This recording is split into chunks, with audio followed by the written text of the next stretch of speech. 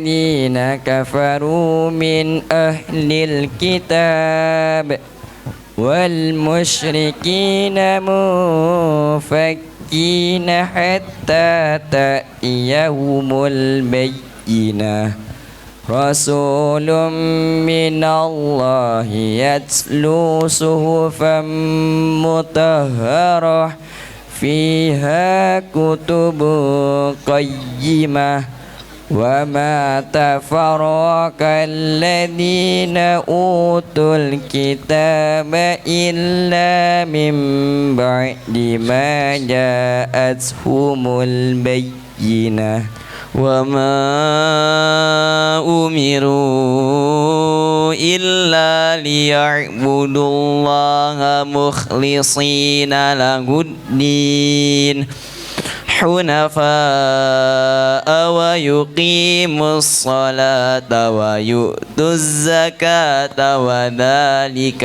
دين القيمة إن الذين كفروا من أهل الكتاب والمشركين في نار جهنم خالدين فيها أولئك هم شر البرية إن الذين آمنوا وعملوا الصالحات أولئك هم خير البرية جزاؤهم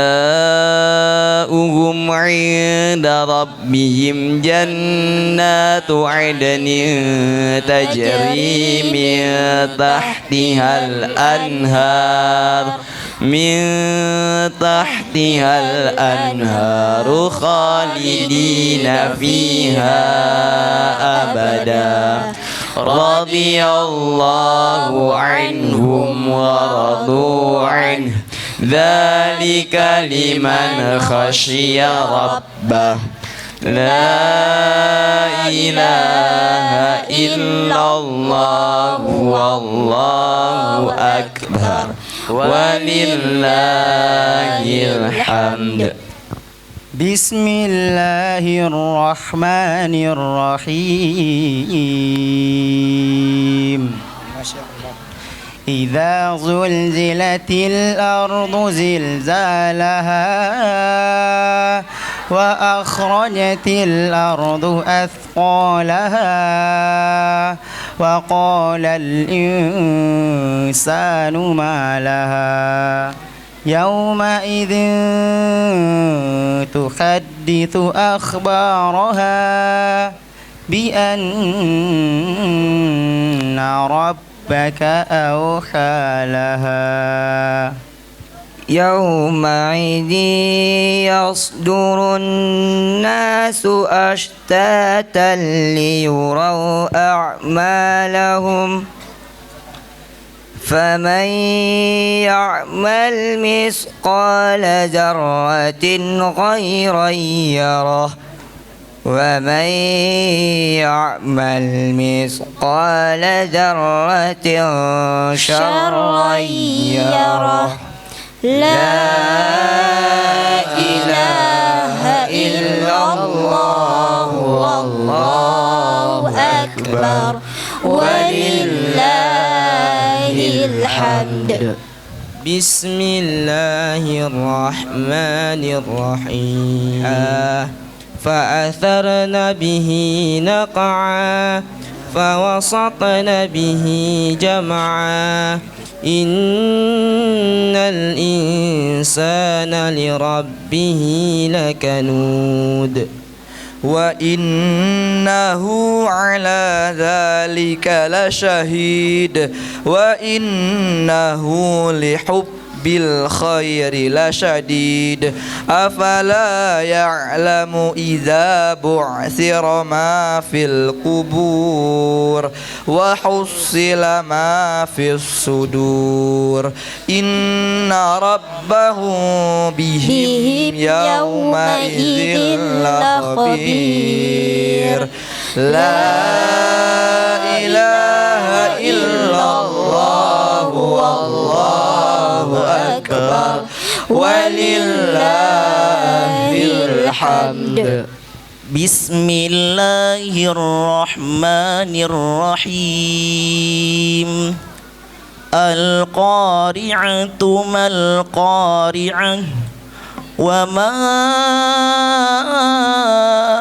adraka mal-qari'ah. Yawma yakunun nasu kal farashil mabthuth wa takunul jibalu kal ihnil manfush fa amma man thaqulat mawazinuh فهو في عيشة راضية وأما من خفت موازينه فأمه حاوية وما أدراك ما هي نار حامية لا إله إلا الله والله أكبر ولله الحمد. بسم الله الرحمن الرحيم. ألهاكم التكاثر حتى زرتم المقابر كلا سوف تعلمون ثم كلا سوف تعلمون كلا لو تعلمون علم اليقين لترون الجحيم ثم لترونها عين اليقين ثم لتسألن يومئذ عن النعيم لا إله إلا الله والله أكبر ولله الحمد. بسم الله الرحمن الرحيم. والعصر إن الإنسان لفي خسر إلا الذين آمنوا وعملوا الصالحات وتواصوا بالحق وتواصوا بالصبر لا إله إلا الله والله أكبر ولله الحمد. بسم الله الرحمن الرحيم. لمزة الذي جمع مالا وعدده يحسب أن ماله أخلده كلا لينبذن في الحطمة وما أدراك ما الحطمة نار الله الموقدة التي تطلع على الأفئدة إنها عليهم مؤصدة في عمد ممددة لا إله إلا الله والله أكبر ولله الحمد. بسم الله الرحمن الرحيم. ألم يجعل كيدهم في تضليل وأرسل عليهم طيرا أبابيل ترميهم بحجارة من سجيل فجعلهم كعصف مأكول. في قريش إيلافهم رحلة الشتاء والصيف فليعبدوا رب هذا البيت الذي أطعمهم من جوع وآمنهم من خوف لا إله إلا الله والله أكبر ولله الحمد. بسم الله الرحمن الرحيم أرأيت الذي يكذب بالدين فذلك الذي يدع اليتيم ولا يحض على طعام المسكين فويل للمصلين الذين هم عن صلاتهم ساهون الذين هم يراءون ويمنعون الماعون لا إله إلا الله والله أكبر ولله الحمد. بسم الله الرحمن أعطيناك الكوثر فصل لربك وانحر إن شانئك هو الأبتر لا إله إلا الله والله أكبر ولله الحمد. بسم الله الرحمن الرحيم قل يا أيها الكافرون لا أعبد ما تعبدون ولا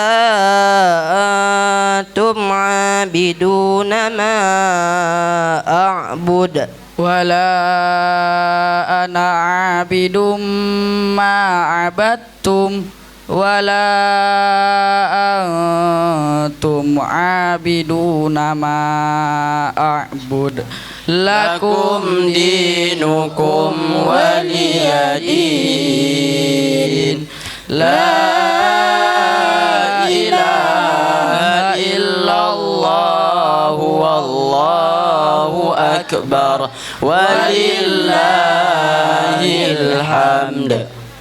بسم الله الرحمن الرحيم إذا جاء نصر الله والفتح ورأيت الناس يدخلون في دين الله أفواجا فسبح بحمد ربك واستغفره إنه كان توابا لا إله إلا الله والله أكبر ولله الحمد. بسم الله الرحمن الرحيم تبت يدا أبي لهب وتب ما أغنى عنه ماله وما كسب سيصلى نارا ذات لهب وامرأته حمالة الحطب في جيدها حبل من مسد لا إله إلا الله والله أكبر ولله الحمد. قل هو الله أحد الله الصمد لم يلد ولم يولد ولم يكن له كفوا أحد بسم الله الرحمن الرحيم قل هو الله أحد الله الصمد لم يلد ولم يولد ولم يكن له كفوا أحد بسم الله الرحمن الرحيم قل هو الله أحد الله الصمد لم يلد ولم يولد ولم يكن له كفوا أحد لا إله إلا الله والله أكبر ولله الحمد بسم الله الرحمن الرحيم قل أعوذ برب الفلق من شر ما خلق ومن شر غاسق إذا وقب ومن شر النفاثات في العقد ومن شر حاسد إذا حسد والله أكبر ولله الحمد بسم الله الرحمن الرحيم قل أعوذ برب الناس ملك الناس إله الناس من شر الوسواس الخناس الذي يوسوس في صدور الناس من الجنة والناس لا إله إلا الله والله أكبر ولله الحمد بسم الله الرحمن الرحيم الحمد لله رب العالمين الرحمن الرحيم مالك يوم الدين إياك نعبد وإياك نستعين اهدنا الصراط المستقيم صراط الذين أنعمت عليهم غير المغضوب عليهم ولا الضالين رب اغفر لنا آمين بسم الله الرحمن الرحيم ألف لام ميم ذلك الكتاب لا ريب فيه هدى للمتقين الذين يؤمنون بالغيب ويقيمون الصلاة ومما رزقناهم ينفقون والذين يؤمنون بما أنزل إليك وما أنزل من قبلك وبالآخرة هم يوقنون أولئك على هدى من ربهم ربهم وأولئك هم المفلحون وإلهكم إله واحد لا إله إلا هو الرحمن الرحيم الله لا إله إلا هو الحي القيوم لا تأخذه سنة ولا نوم له ما في السماوات وما في الأرض من ذا الذي يشفع عنده إلا بإذنه يعلم ما بين أيديهم وما خلفهم ولا يحيطون بشيء من علمه إلا بما شاء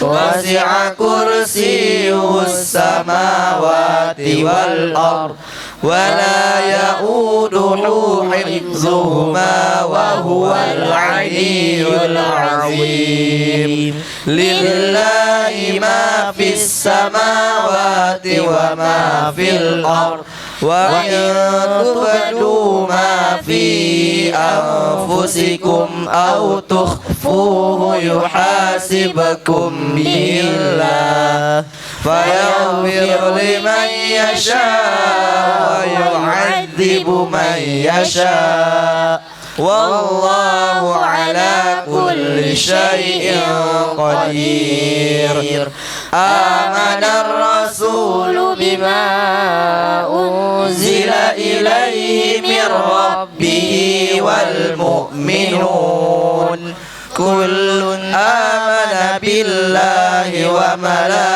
وملائكته وكتبه ورسله لا نفرق بين أحد من رسله وقالوا سمعنا وأطعنا غفرانك ربنا وإليك المصير لا يكلف الله نفسا إلا وسعها لها ما كسبت وعليها ما اكتسبت ربنا لا تؤاخذنا إن نسينا أو أخطأنا ربنا ولا تحمل علينا إصرا كما حملته على الذين من قبلنا ربنا ولا تحملنا ما لا طاقة لنا به